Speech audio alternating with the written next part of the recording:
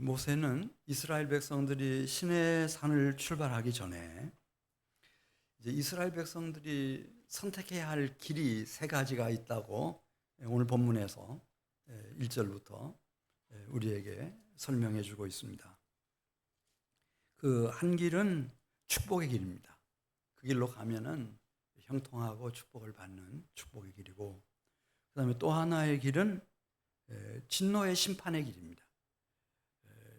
그 길로 접어들면 그 누구라도 심판을 피해갈 수가 없고 그 두려운 심판의 재앙을 감수할 수밖에 없는 그런 진노의 심판의 길이 있습니다. 그리고 세 번째 길이 이제 우리가 오늘 같이 보게 되겠는데, 이 남은 자의 길입니다. 남은 자의 길. 물론 이 세 가지 길을 이스라엘 백성들이 누가 선택했고 어느 시대를 걸었고 결말이 어떻게 됐는지를 보여주고 확증해 주는 데까지는 시간이 많이 걸렸습니다. 700년 또 800년 그 이상 세상 끝날까지. 그러나 이 시내산에서 그 정상에 강림하신 여호와 하나님을 만나서 언약을 맺은 이 백성들이 걸어가야 할 길, 이 세 가지 길이 있다. 그러면서 오늘 26장 3절 말씀 보겠습니다.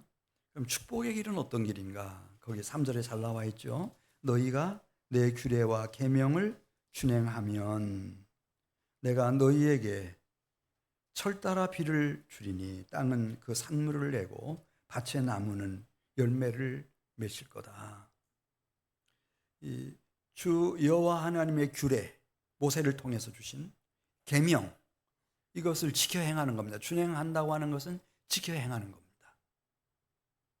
그렇게 하면 하나님께서 철을 따라 비를 내리셔서 땅이 다 그게 채소가 됐든 곡식이 됐든 과수원의 과일나무가 됐든 과일나무 열매가 됐든 다 결실을 하도록 열매를 맺히도록 그렇게 하시겠다는 겁니다.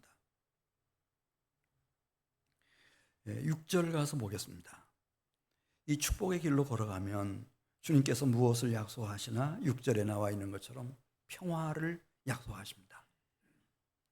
개인이나 가족이나 그리고 이스라엘 사회나 백성들이 평화를 누리게 될 겁니다. 우리 6절 같이 읽습니다. 내가 그 땅에 평화를 줄 것인즉 너희가 누울 때에 너희를 두렵게 할 자가 없을 것이며 내가 사나운 짐승을 그 땅에서 제할 것이요 칼이 너희 땅에 두루 행하지 아니할 거다. 평화를 약속하셨습니다. 그리고 이제 7절부터 8절까지 있는 말씀을 보면은 이 축복의 길로 자기 백성들이 행하게 되면 이 백성들은 강성한 나라를 이루게 될 것입니다. 천하무적이 될 겁니다. 당할 자가 없습니다. 우리 7절 같이 읽습니다. 너희의 원수들을 쫓으리니 그들이 너희 앞에서 칼에 엎드러질 것이라. 또 너희 용사 5이 대적 100을 쫓고 너희 용사 100이 대적 10,000을 쫓으리니 너희 대적들이 너희 앞에서 칼에 엎드러질 것이다. 그렇게 말씀했습니다. 또 9절 가서 보겠습니다. 축복의 길로 행하면은 그들의 미래는 번성할 것이라고 말씀했습니다. 창대할 것이라고 말씀했습니다. 우리 9절 같이 읽습니다. 내가 너희를 돌보아 너희를 번성하게 하고 너희를 창대하게 할 것이며 내가 너희와 함께한 내 언약을 이행하리라. 26장 11절 말씀 보겠습니다. 그렇게 경제적으로 또 사회적으로 군사적으로 이렇게 안정되고 평안할 뿐만 아니라 영적으로 하나님과의 관계가 얼마나 친밀해지고 얼마나 깊어지는지를 11절에 이렇게 말씀했습니다. 우리 11절 같이 읽습니다. 내가 내 성막을 너희 중에 세우리니 내 마음이 너희를 싫어하지 아니할 것이며 너희 중에 행하여 너희의 하나님이 되고 너희는 내 백성이 될 것이다. 누가 봐도 본인들은 말할 것도 없고 전 세계 사람들이 볼 때 이스라엘 백성들은 여호와 하나님의 백성이구나. 여호와 하나님은 이스라엘의 하나님이구나. 이렇게 다 인정할 수밖에 없도록 만들어 놓겠다는 거예요. 예. 그리고 16절에 있는 말씀 보면은 13절이죠. 13절. 앞으로 시내산을 출발해서 이들이 이제 나아가겠는데 이들의 미래를 하나님께서 얼마나 멋지게 이끄실 것인지를 이렇게 말씀했습니다. 우리 13절을 같이 읽습니다. 나는 너희를 애굽 땅에서 인도해내어 그들에게 종된 것을 면하게 한 너희 하나님 여호와이니라. 내가 너희의 멍에의 빗장을 부수고 너희를 바로 서서 걷게 해주겠다. 지금까지 400년이 넘도록 애굽에서 종살이 노예살이 하면서 그냥 짐승처럼 멍에를 어깨에 메고 그렇게 살아왔어요.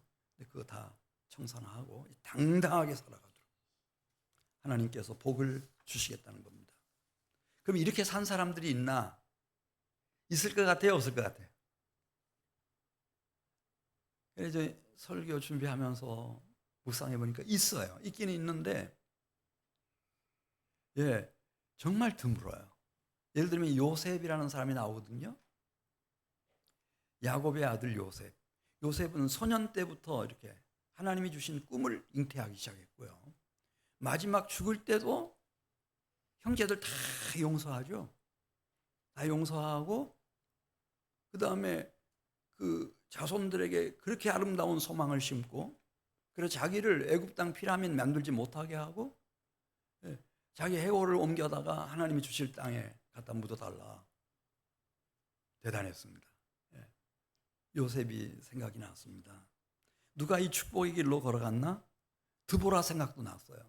드보라는 남성이에요, 여성이에요, 여러분? 여성이었어요. 그런데 유일하게 이스라엘 역사 속에서 사사 시대에 여성으로서 여성 사사가 된 사람이에요. 근데 드보라는 아주 어려서부터 하나님하고 깊은 사귐 속에 있었다는 거예요. 드보라를 통해서 하나님이 말씀하시기를 즐겨하셨어요. 그러니까 누가 봐도 이만한 지도자감이 없는 거죠. 드보라가 여성 사사가 되었어요. 사무엘도 그랬어요. 어려서 부모가 하나님께 바쳤잖아요. 한나가 서운한 대로. 근데 일평생을 축복의 길로 걸어가요. 놀라웠어요.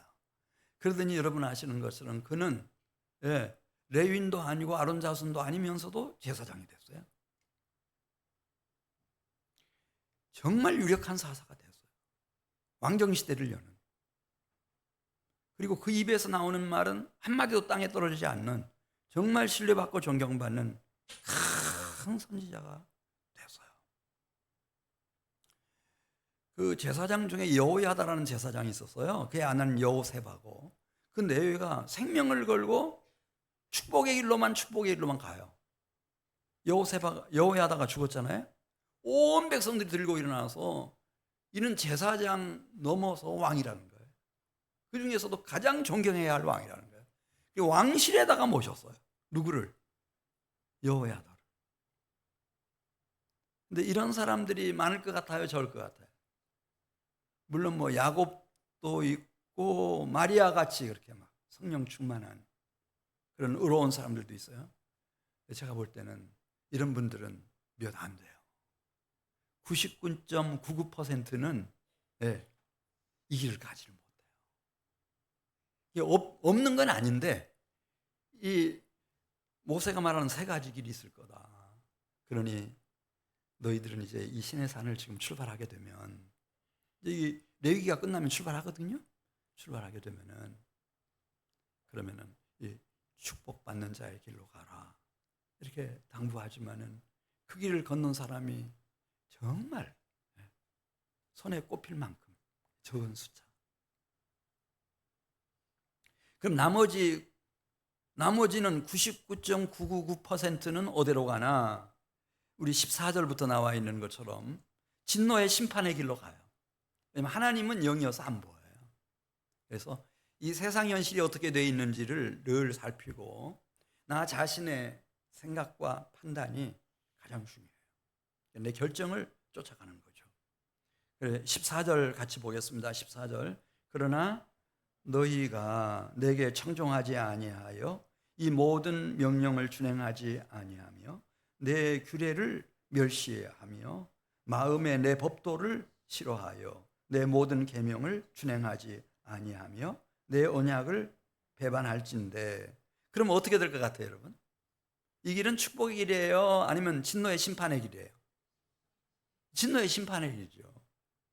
그래서 16절부터 보면은 성실하신 하나님은 이렇게 진노의 심판의 길을 선택해서 꾸역꾸역 걸어가는 사람들에게 재앙을 내리신다고 그랬어요. 그것도 뭐 재앙인지 아닌지 이렇게 분간할 수 없는 그런 미미한 재앙이 아니고 놀라운 재앙.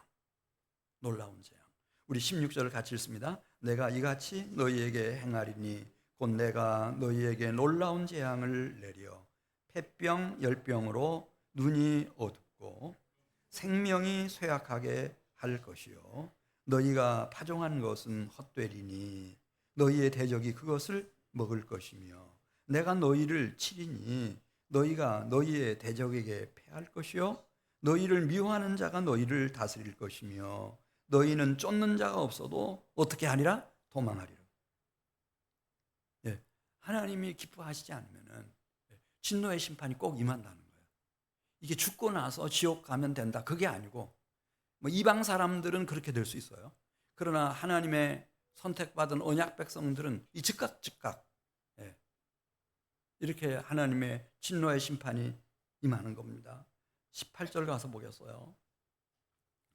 그건 살다 보면 누구든지 다 그런 일 저런 일 다 당하는 거지 그걸 그렇게 너무 심각하게 받아들일 필요가 있나? 그래서 꾸역꾸역 이 진노의 심판의 길로 나아가면 18절에 나오죠.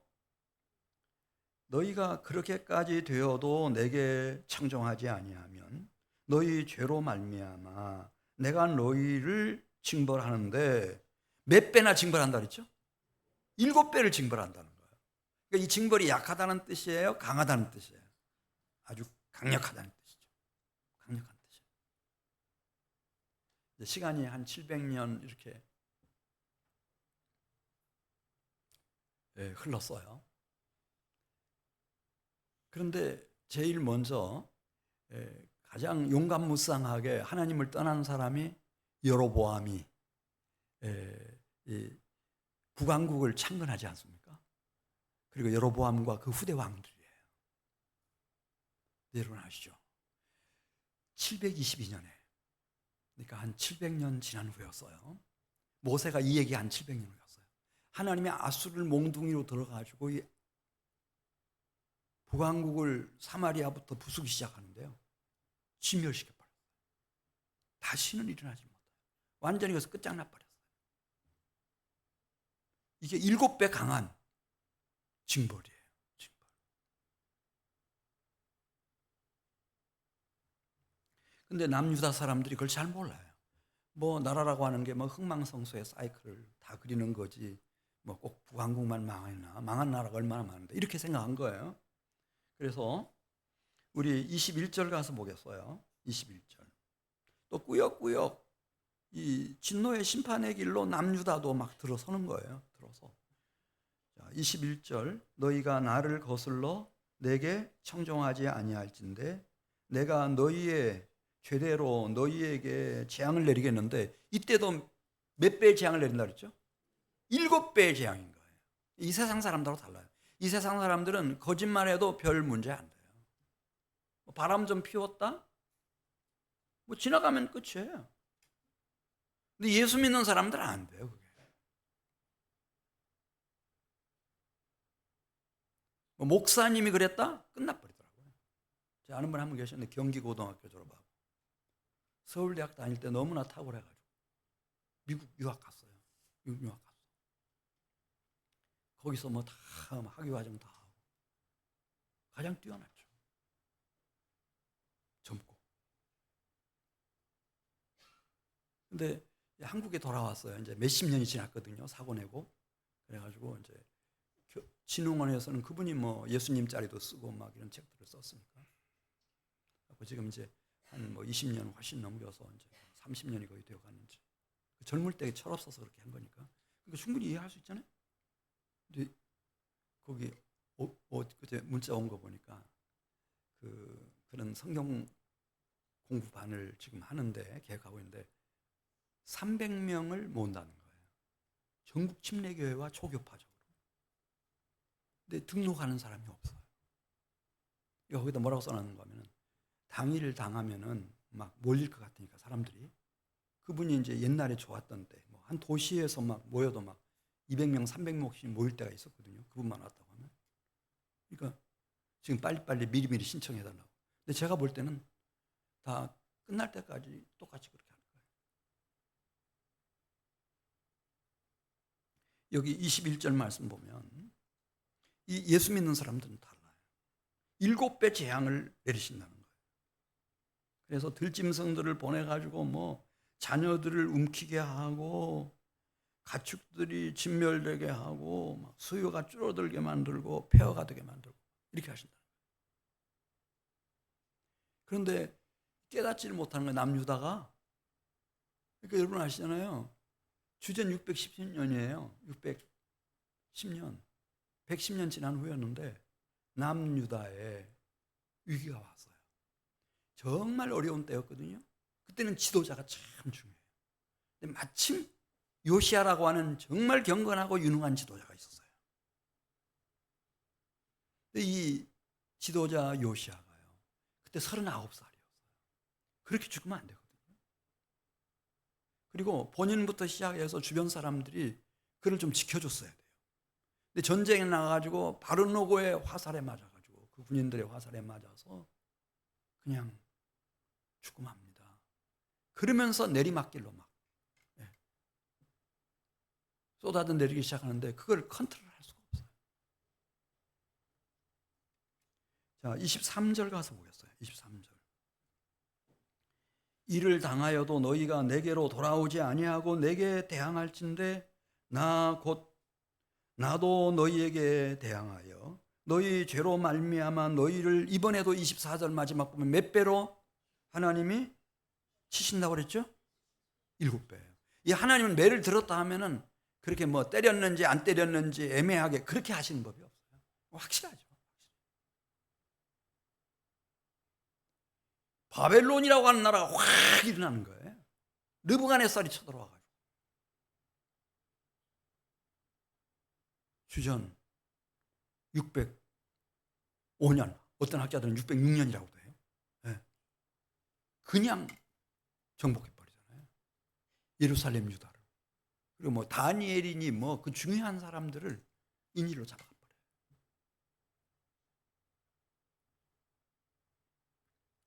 27절을 가서 보겠어요. 그래도 뭐 살다 보면 뭐 이런 일 저런 일 다 있는 게 이 세상사지 이렇게 생각하고 그냥 계속 진노의 심판의 길로 가는 거예요. 예. 그래 27절 어떻게 돼요? 너희가 이같이 될지라도 내게 청종하지 아니하고 내게 대항할진대 내가 진노로 너희에게 대항하되 너희 죄로 말미암아 징벌을 내리는데 몇 배로 징벌을 내린다 그랬죠? 네. 500 주전 597년 2차 정복. 그리고 마침내 자 29절 가서 보겠어요. 29절 너희가 아들의 살을 먹을 것이요 딸의 살을 먹을 것이며 내가 너희의 산당들을 헐며 너희의 분향단들을 부수고 너희의 시체들을 부서진 우상들을 위에 던지고 내 마음이 너희를 싫어할 것이다. 이렇게 말씀했습니다. 이게 성경이 너무 과장법이 심하다. 어떻게 부모가 돼서 아들의 살을 먹으며 딸의 살을 먹겠냐. 저희가 이제 그래도 한민교회는 북한 선교를 지금까지 틈만 나면 했습니다. 우리가 빚이 얼마가 있든 그런 건 상관하지 않았습니다. 다 동참해 주셨습니다. 너무 감사합니다. 그래서 저는 직접 제가 뭐 중국 변방에서 러시아에서 산 건 아니지만은 그런 얘기들을 많이 들었습니다. 요전에 우리 정성교사님 오셨어요. 얼마 안 됐죠? 오셔서 그 얘기 하는 거예요. 진짜 북한이 경제적으로 어려웠을 때 자기 자식을 잡아먹었다. 당신이 들은 얘기냐 아니면 직접 본 얘기냐 그랬더니 그분이 얘기하더라고요. 제가 직접 만난 아이가 하나 있었는데 아이 팔이 하나 없었대요. 팔이. 오른쪽 팔이. 이만큼 달아났다. 그래 나중에 이제 그 선교사님하고 우리 정선교사님하고 친해져서 얘기했는데 어떻게 해서 이런 장애를 가지게 됐는가. 어디에 갔다 왔는데 어릴 때 어머니가 부르더래요. 부엌으로 자기를. 자기가 부엌에 들어서자마자 칼로 자기를 잡으려고 그 큰 부엌 칼로 내리쳤다는 거예요. 근데 안 죽으려고 딱 막았는데 팔이 잘려나갔다. 얼마나 세게 쳤는지 엄마가.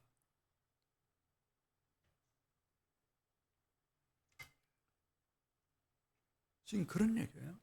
네. 33절 가서 보겠어요. 33절.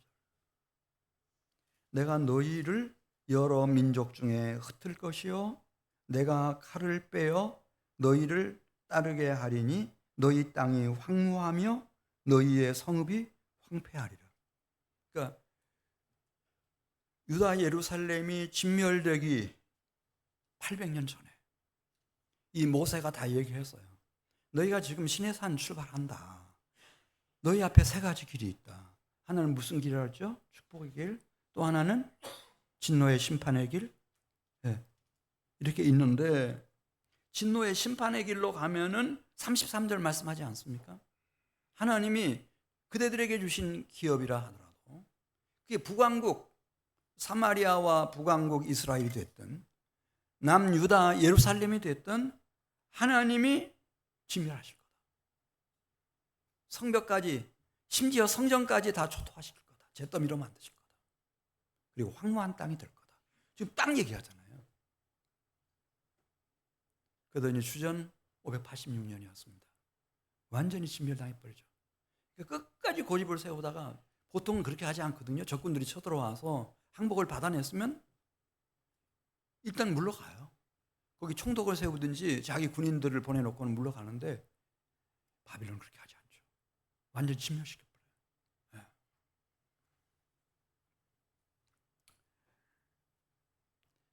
그래서 무슨 일을 하시나 34절 보겠습니다.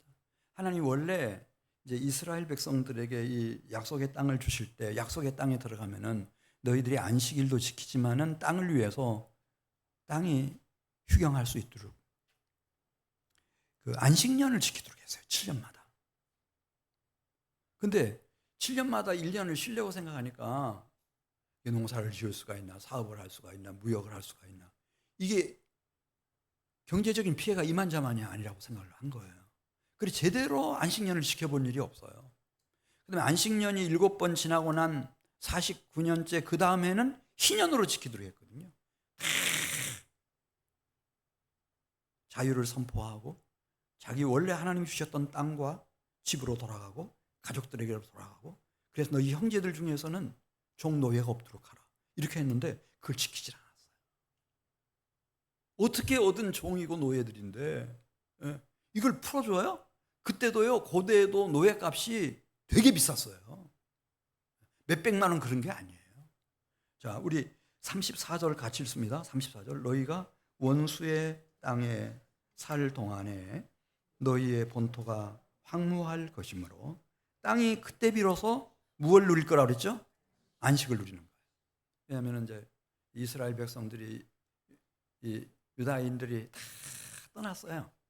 황무지가 됐으니까 그때 땅이 비로소 안식을 한다는 거죠. 계속 보겠습니다. 그때 땅이 안식을 누리리니 너희가 그 땅에 거주한 동안 너희가 안식할 때에 땅은 쉬지 못하였으나 그 땅이 황무할 동안에는 너희가 없어서 황무할 때는 안식, 쉼을 얻게 되리라. 그래서 하나님이 원래 내가 내 백성들에게 주는 땅도 7년이 되면 안식년 이렇게 하도록. 대학도 그렇잖아요. 대학도 뭐 미션 명문 대학들 보세요. 뭐 유아여자대학이나 뭐 연세대학교나 미국에 있는 명문 대학들 보면 다 안식년 하지 않습니까? 그래서 막 그때 막 자기가 연구도 하고 개인 시간도 가지고 막 이렇게 해서 막 세계적인 대학들을 만들어가는 거예요. 근데 이 평범한 사람들은 그걸 손해라고 생각해요. 손해라고. 99.99%가 다 이 진노의 심판의 길로 다 쏟아져 갔어요. 다 망했어요. 북왕국도 망하고 남유다도 예루살렘도 다 망했습니다. 그럼 그것으로 끝인가? 지금 그 얘기를 하는 겁니다. 세 번째 길. 우리 레위기 26장 36절 말씀입니다. 남은 자의 길이 있다. 그걸 얘기하시는 거예요. 남은 자. 그러니까 뭐 이 세상에 아담과 하와 이후에 당군 이후에 왔다 가신 분들이 얼마나 많아요? 근데 2025년 8월 24일 현재 살아있는 자들, 남은 자들이세요. 남은 자들. 남아있어요. 네. 남은 자에 대한 이야기. 자, 36절 같이 읽습니다. 너희 남은 자에게는 그 원수들의 땅에서 내가 그들의 마음을 약하게 하리니 그들은 바람에 불리는 잎사귀 소리에도 놀라 도망하기를 칼을 피하여 도망하듯 할 것이요 쫓는 자가 없어도 엎드러질 것이다. 그러면서 이 남은 자들은 자, 막 바벨론 군사들이 쳐들어왔어요. 지방부터 이제 막 멸하기 시작하고 약탈하기 시작하고 막 죽이고 이렇게 하다가 이제 예루살렘 성을 포위해 가지고 만 3년 모든 복음로를 다 차단한 상태에서 만 3년. 그러니까 굶주림으로 죽어간 사람이 너무너무 많아요. 병으로 전염병으로 죽은 사람들도 너무너무 많고 마지막 너무 배고파서 견디지 못하니까 이제 뛰쳐나오다가 이 함락이 됐는데 그때 이 대적들의 칼에 맞아 죽은 사람이 너무 많죠. 근데 제가 오늘 아침에 확인한 자료에 하면은 1만 명 정도가 더 많을 것 같은데 1만 명 정도가 생포됐어요. 아주 이 생포된 사람들은 어디로 다 끌고 갔는가? 그 중에서 이제 잘난 사람들은 대부분 많이 죽이고 그 다음에 저 바벨론까지 끌고 갔어요. 포로로 끌고 갔어요. 포로로 전쟁에서 잡혀가지고 끌려가면은 이 사람들은 하나같이 신분이 노예 신분이에요. 바벨론이라는 나라는 대단한 나라거든요. 바벨로니아 문명 여러분 얘기 들어보셨잖아요. 운하를 얼마나 막 개발을 하고 그러니까 그 현장에 투입되면은요 살아나오기가 정말 어렵다고 그래요. 너무 많이 죽었어요. 그런데 살아있어요. 내가 오늘 여기 살아있는 거 이게 남은 자예요. 남은 자. 다 살아있는 건 아니에요. 많이 죽었죠. 많이 죽었어. 근데 살아남은 자가 있어요. 그런데 37절 가서 뭐였어요? 살아남긴 살아남았지만 그냥 이름만 사람이다. 살아있는 사람이다. 그렇지. 기력이 다 소진되고 37절 보겠어요? 이게 뭐 산 사람 같지가 않네요. 37절. 그들은 쫓는 자가 없어도 칼 앞에 있음같이 서로 짓밟혀 넘어지리니 너희가 원수들을 맞설 힘이 있어요? 없어요? 없어요. 너희가 여러 민족 중에서 망하리니 너희 원수들의 땅이 너희를 그대로 시간이 지나다 보면 다 삼켜버려요. 다리가 부러지든지 팔이 부러지든지 아니면 막 물이 막 쏟아져 들어오는 바람에 물속에서 죽든지 죽을 거예요. 39절 말씀 보겠어요. 이게 막 눈에 환해요. 원래 이제 포로로 잡혀올 때 아는 사람들이 있었거든요. 근데 어느 날 보니까 벌써 그 중에 3분의 1이 사망했어요. 또 나중에 얼마 후에 보니까 절반이 없어졌어요. 또 나중에 보니까 5분의 1도 안 남았어요. 그럼 나는 어떻게 해야 되지? 그 생각은 안 할 사람이 없죠. 자, 39절 같이 읽습니다. 너희 남은 자가 너희의 원수들의 땅에서 자기 죄로 말미암아 쇠잔하며 그 조상의 죄로 말미암아 그 조상같이 어떻게 되리라? 쇠잔하리라. 체중이 막 살이 막 계속 빠져 들어가잖아요. 힘이 없어. 맥을 못 써요. 맥을 못 쳐. 몸이 일어나기도 힘들어하지만 그때 생각하는 거예요. 내가 어떻게 될까? 이제 친구들 중에 뭐 5분의 1이 남았는데 10분의 1이 남았는데 20분의 1이 남았는데 50분의 1이 남았는데 남았는데 어떻게 될까? 그걸 생각하는 거죠. 이 남은 자들에게 이 고난이라고 하는 것은 제가 좋아하는 말씀, 고난당한 것이 내게 유익이라 이로 말미암아 내가 주의 율례들을 배우게 되었나이다. 이 남은 자들은 그 고난 속에서 생각하는 겁니다. 누구를 기억해내는가 하면 하나님을 기억해냅니다. 우리가 원래 하나님의 백성이었는데 하나님과 우리 사이에 언약이 있었는데 그 언약을 상기하는 거예요. 왜 우리가 이렇게 됐지? 우리가 진노의 심판의 길로만 지금까지 달려왔구나. 결과물이구나. 그 결과물이구나. 그러면서 거룩하신 하나님이 이 죄악이라고 하는 것을 얼마나 혐오하시고 가증히 여기시는지 시편 101편 8절에 시편 101편 8절입니다. 악을 행하는 자는 여호와의 성에서 다 끊어지리라. 거룩한 하나님의 도성에서 성전에 속해 있으면서 이 악을 행하면은 다 끊어진다는 거예요. 시편 92편 7절 말씀. 시편 91편 7절 말씀. 악인들은 풀같이 빠르게 자라고 악을 행하는 자들은 다 흥왕할지라도 결말은 어떻게 되는가? 멸망이라는 거예요. 근데 그 멸망이 영원한 멸망이라는 거예요. 이런 말씀들이 막 깨우쳐지기 시작하는 거예요. 이게 우연이 아니다. 우연이 아니다. 원래 우리는 하나님의 백성이었고 하나님의 언약이 있었는데 우리가 그 언약을 망각하고 우리가 이렇게 진노의 심판의 길로 달려온 결과물이 이거구나. 다 망했고 여기 끌려온 포로들도 다 죽어가는구나. 이렇게 끝나는구나. 이렇게 쇠잔하다가 이 대적들의 땅에 삼키어지고 마는구나.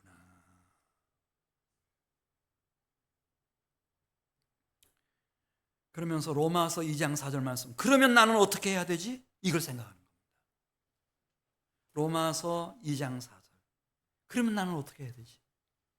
이대로 그냥 쇠잔하다가 대적들의 땅에 삼키운 바 됨으로써 영원한 멸망으로 끝내야 되나? 로마서 2장 4절입니다. 하나님이 지금 나를 왜 남은 자가 되게 하셨지? 분명히 지금 살아있잖아요. 맞아요? 내가 남은 자예요. 살아있어요. 왜 나를 여기 살려놓으셨지? 그것은 내가 하나님 앞에서 나 자신을 정직하게 어떻게 잘못됐는지 말씀드리고 돌이키도록 이걸 따라서 하세요. 회개하도록 하기 위함인데 로마서 2장 4절입니다. 시작. 혹 내가 하나님의 인자하심이 너를 인도하여 회개하게 하심을 알지 못하여 그의 인자하심과 용납하심과 길이 참으심이 풍성함을 멸시하느냐? 다만 내 고집과 회개하지 아니한 마음을 따라 진노의 날 곧 하나님의 의로우신 심판이 나타나는 그날에 임할 진노를 내게 쌓는도다. 그러면서 이제는 내가 돌이켜야 된다. 내가 나의 모든 허물과 죄악을 자백하고 회개해야 된다. 그런 마음이 일어나기 시작하는 거예요. 주님도 오셨을 때 그런 말씀하셨지요. 내가 의인을 부르러 온 것이 아니요 죄인을 불러 어떻게 하기 위해서 오셨다고 그랬죠? 회개시키러 오셨다고 말씀하셨어요. 요한일서 1장 8절 요한일서 1장 8절 하반절 말씀. 만일 우리가 우리 죄를 자백하면 그는 미쁘시고 의로우사 우리 죄를 사하시며 우리를 모든 불의에서 깨끗하게 하실 것이요. 이런 말씀들이 내 심령을 울리기 시작하는 거예요. 왜 나를 남은 자가 되게 하셨지? 돌이키도록, 자복하고 자백하고 회개하도록. 하나님은 아직까지 나를 기다려주고 계시는구나. 깨닫는 거예요. 깨닫는 마음. 자, 레위기 26장 40절로 가요. 이 깨닫는 사람들은 어떻게 달라지는지, 깨닫기 전과 깨달은 이유가 어떻게 달라지는지 생각하면서 40절 읽겠습니다. 그들이 나를 거스른 잘못으로 자기의 죄악과 그들의 조상의 죄악을 자백하고 회개하는 걸 말해요. 또 그들이 내게 대항함으로 나도 그들에게 대항하여 내가 그들을 그들의 원수의 땅으로 끌어갔음을 깨닫고 그 할례받지 아니한 그들의 마음이 회개함으로 낮아져서 그들이 죄악의 형벌을 기쁘게 받는다 그랬어요. 지금 이 바벨론에서 살아가는 삶이 사는 게 아니에요. 형벌이죠, 형벌. 지옥 형벌 같아요. 근데 막 깨달아지는 거예요. 여기서 죽을 수도 있었어요. 내가 아는 몇몇 사람들처럼. 근데 지금까지 하나님이 살려놓으셨어요. 왜 이렇게 하셨을까? 돌이키도록, 자백하고 자복하도록, 회개하도록 하나님이 나를 기다려주신 거예요. 그 은혜가 너무 감사해서 기뻐요. 형벌을 받는 지옥생활 같은데도 눈을 뜨면 살려주셨다는 게 너무 기쁘고 감사해요. 감격스러워요. 너무 감격스러워요.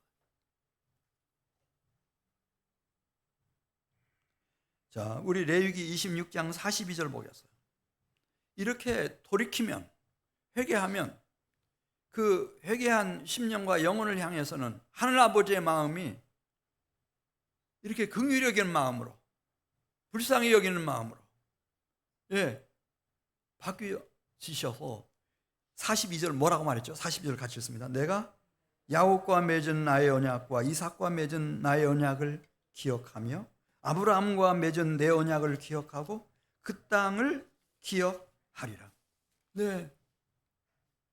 내가 내 자손을 하늘의 별과 같이 번성하게 해주고 내 씨로 말미암아 천하 만민이 복을 받게 해줄 것이며 내 자손들에게 젖과 꿀이 흐르는 약속의 땅을 기업으로 주겠다고 약속하셨던 약속들이 다시 다 살아나는 거예요. 다 살아나.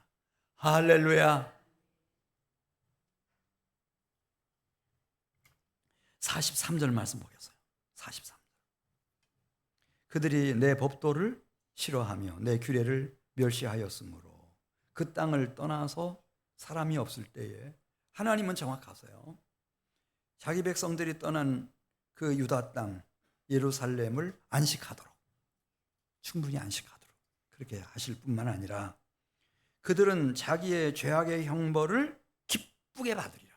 할렐루야. 내가 행한 대로 하면 지금 10번 죽었어도 싸요. 근데 하나님께서 나에게 남은 자의 생명을 주셨어요. 그리고 내 마음을 깨우쳐 주셨어요. 자백하게 하시고 자복하게 하시고 돌이키게 하시고 회개하게 해주셨어요. 그래서 여기 나오잖아요. 죄악의 형벌 가운데서도 기뻐요. 내가 살아남은 자가 된 것이 기뻐하고 내가 회개하여 하나님의 남은 자가 된 것이 더 기뻐요. 더 기뻐요. 그럼 이렇게 말씀하셔요. 나 여호와는 그들의 하나님이 되리라. 그들을 대적하는 자가 아니고 심판하고 진멸하는 자가 아니라 나 여호와는 남은 자의 하나님이 되리라.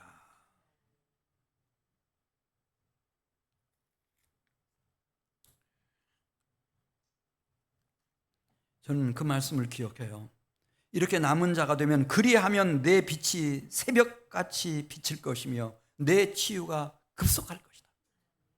하루가 천년같이, 천년이 하루같이 일하시는 하나님의 권능이 그 개인 상한 마음부터 병든 몸부터 악령과 귀신에게 붙잡혀 있던 것부터 흑암의 권세, 죄악의 구렁텅이에 놔둔 그런 생활에서부터 건져내셔서 영혼이 잘된 같이 범사가 잘되고 강건케 하시고,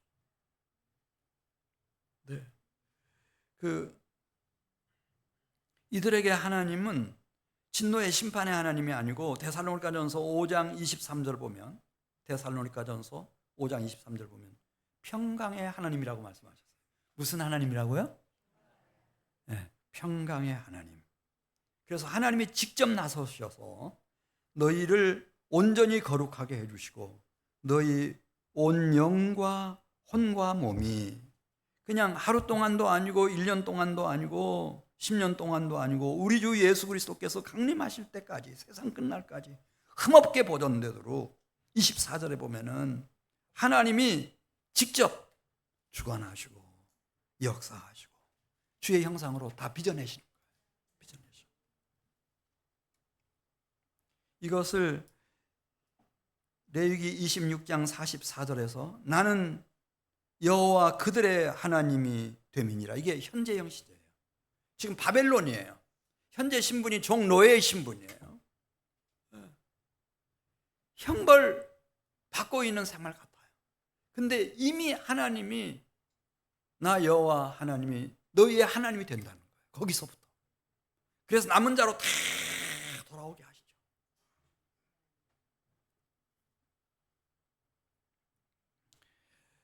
이것을 우리에게 하나님은 꼭 그렇게 하시겠구나, 이걸 결정적으로 우리에게 알려주는 단서가 요한복음 3장 16절이에요.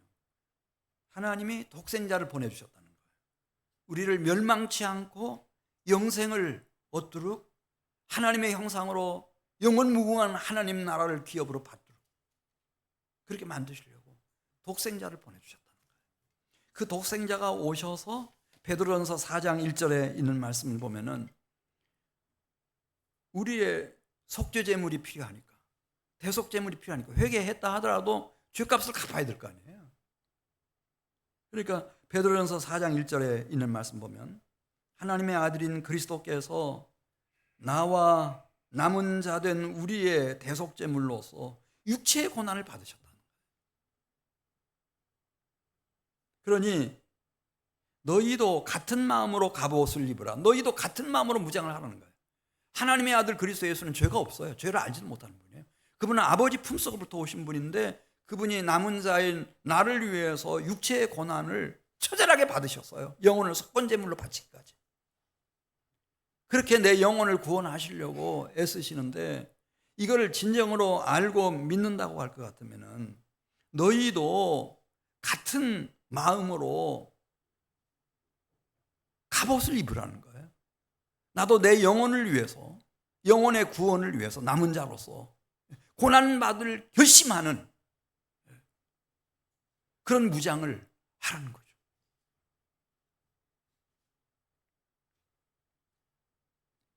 그렇게 무장하고 나면 이 세상을 보는 안목이 확 바뀌어버려요.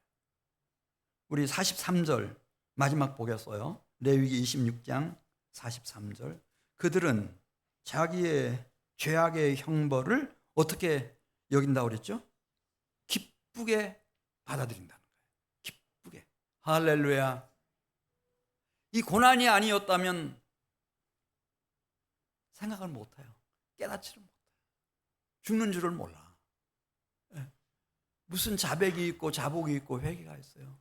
근데 고난받은 것이 내게 유익이 되게 하시니까. 그러니까 이런 사람들은 인생이 주저함이 없죠. 그 좀 외로운 길이다?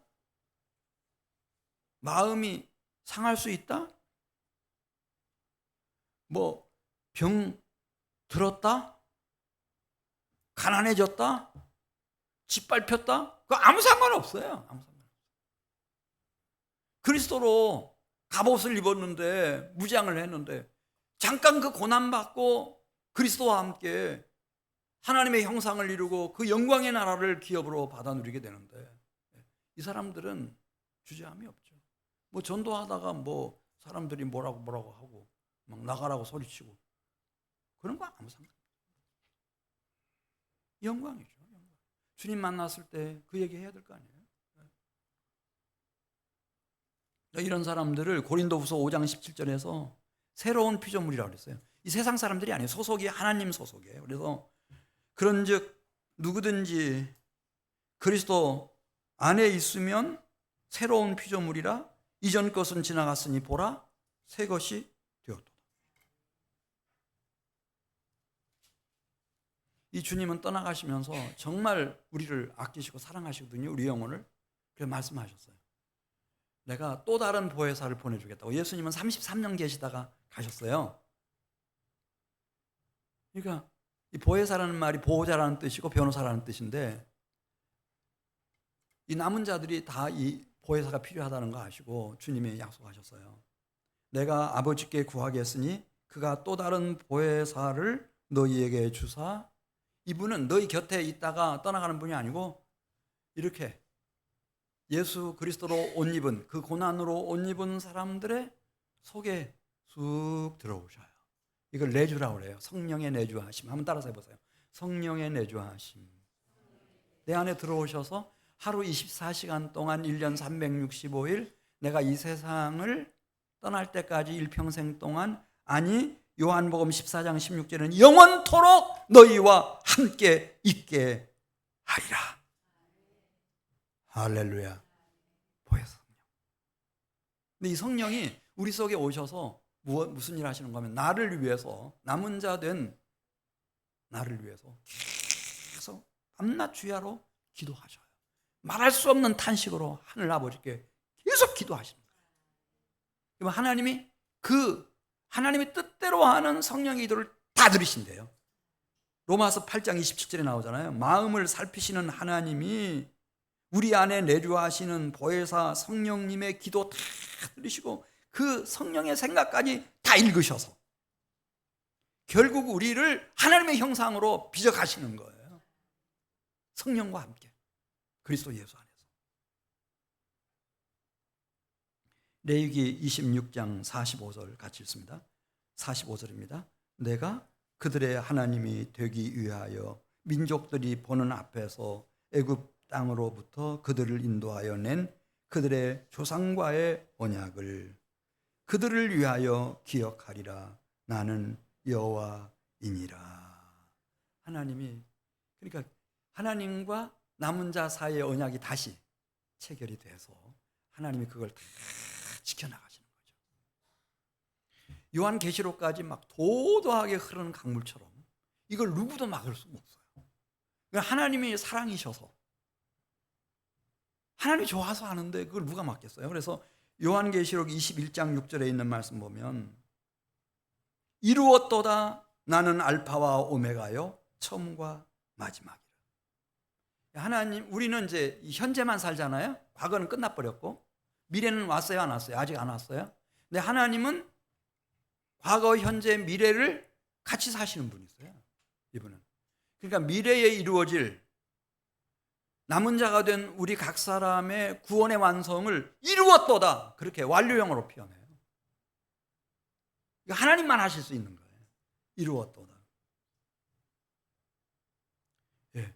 왜냐하면 내가 처음과 마지막이라는 거예요. 시작과 마침이라는 거죠. 그러니까 우리 어머니 아버지를 이분이 준비해 놓으셨어요.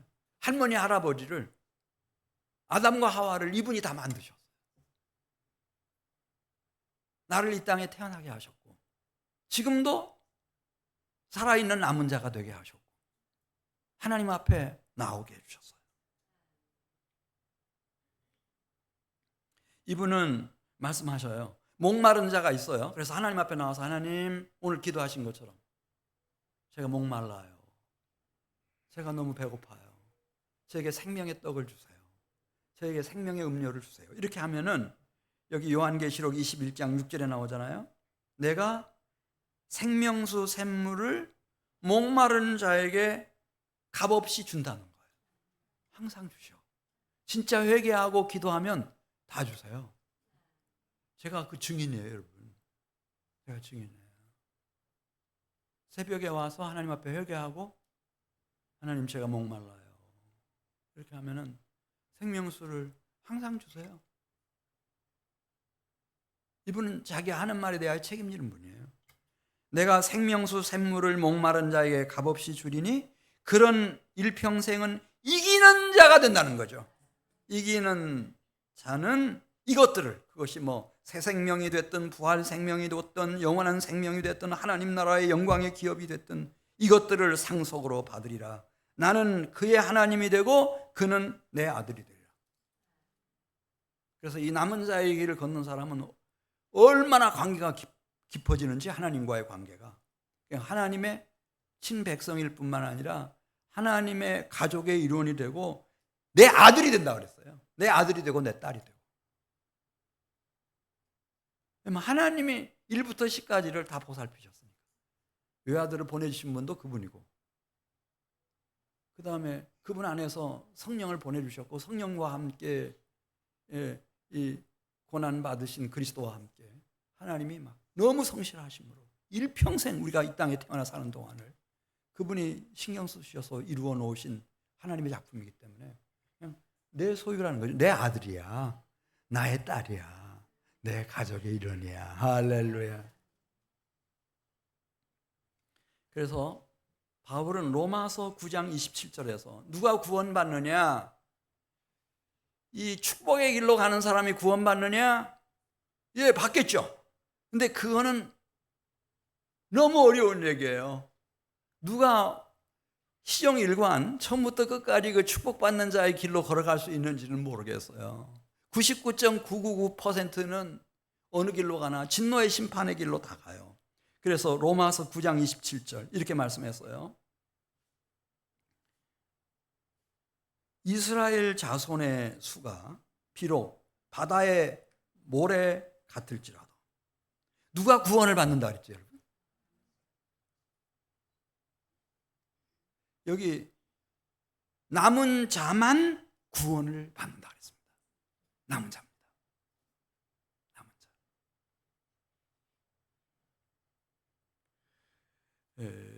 우리 사랑하는 성도 여러분들이 남은 자의 길을 주목하시길 바랍니다.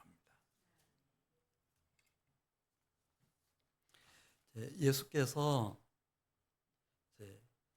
하나님께로 우리를 이끌어 가시기 위한 길, 진리, 생명으로 오셨어요. 오셔가지고 나사렛 회당에서 이런 선언을 했어요. 누가복음 4장 21절 보면 예수께서 그들에게 말씀하시되 이 글이 오늘 너희 귀에 응하였느니라. 이 이사야 선지자의 말씀이 다 이루어졌다고 하면서 이사야 61장 1절부터 2절 이하에 있는 말씀을 쭉 하세요. 그럼 예수님이 오셔서 구원하는 사람은 누굴까? 남은 자라고 하는 거 금방 알 수 있어요. 그분이 말씀하실 때 누가 구원을 받나 이렇게 말씀했어요. 가난한 자에게 아름다운 소식을 내가 전한다. 가난한 자 생각하시기 바랍니다.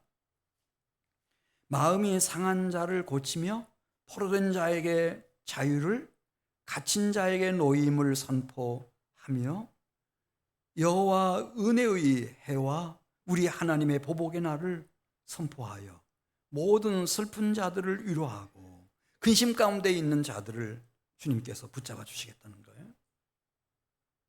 근데 누가 가난한 자입니까, 여러분?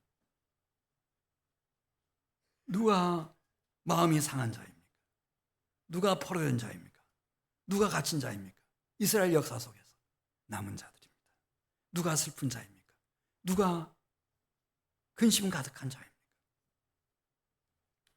다윗 얘기만 하고 마치도록 하겠어요.